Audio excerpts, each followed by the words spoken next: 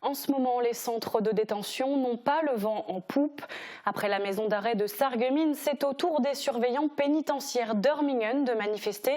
On retrouve sur place Uranie. Dis-nous, quelle est l'ambiance ?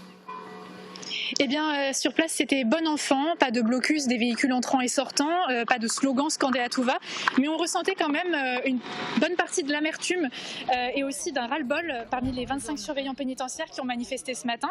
Alors, ce sont des agents syndiqués CGT, ils étaient présents depuis 6h30 et ils sont partis il y a quelques minutes, là à l'instant, parce qu'il faut savoir que leur mobilisation est faite sur leur temps de repos. Ils n'ont pas le droit de grève. L'objectif, en tout cas, eh bien, c'était de montrer à leur direction qu'ils ne lâcheront rien. Et justement, Uranie, quelles sont leurs revendications ? Alors, ils dénoncent surtout un manque d'équité entre les agents, notamment dans la répartition des heures supplémentaires. De gros écarts semblent avoir été constatés entre les agents. Alors, entre autres choses, eh bien, ils souhaitent faire un audit du service qui s'occupe de leur planning. Après une demande faite à leur direction en février 2021 en ce sens, il n'y a d'abord eu pas de réponse, mais il semble que la direction interrégionale en ait donné une hier, mercredi 2 juin, mais la réponse n'était pas celle attendue. Bien, merci Uranie pour ces précisions et merci à David qui t'accompagne. Et c'est pourquoi ils n'ont pas annulé leur mobilisation. Il faut savoir que dans un centre de détention comme celui d'Hurmingen, la surveillance est organisée de jour comme de nuit. Le service de gestion des plannings est appelé OMAP et permet de fonctionner correctement. Début 2021, les surveillants se rendent compte d'une répartition inégalitaire des heures supplémentaires avec preuve à l'appui. Plus d'explications dans ce reportage de David Orès et Uranie Tozic.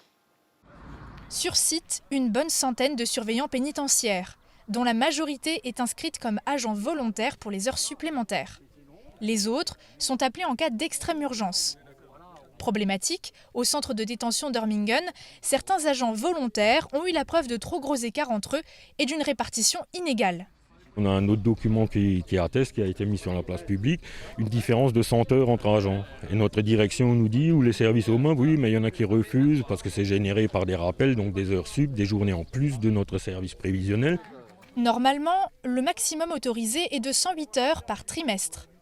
Ces écarts ne devraient donc pas exister, d'autant plus que le roulement et le planning sont gérés par le service appelé OMAP, directement concerné par leurs revendications. Les demandes, c'était notamment le contrôle, en tout cas l'audit du service OMAP. Le service OMAP, c'est le service qui gère les heures des agents, entre guillemets, leur service quotidien et les rappels éventuels, puisque chez nous, comme on est dans une administration où on est en manque de personnel, les agents produisent régulièrement des heures supplémentaires. Les protagonistes du service OMAP, donc là, une gradée et son adjointe qui est surveillante, incapables de produire un service d'année en année, ils font appel à un ancien planificateur qui normalement ne doit plus avoir des habilitations, qui est une autre de nos revendications. Sinon, autant la donner à tout le monde et tout le monde peut se bidouiller le service pour aller au plus simple, quoi. Pour eux, la goutte d'eau de trop, c'est un mail reçu par erreur attestant d'heures supplémentaires fictives. En février 2021, le syndicat expose la situation auprès de la direction interrégionale et demande un dialogue social auprès de la direction. Aucun retour n'est fait jusqu'à la veille de leur mouvement. La direction interrégionale répond au chef d'établissement. Mais pour les agents, la réponse est hors propos. Seul l'audit du service est plus ou moins évoqué.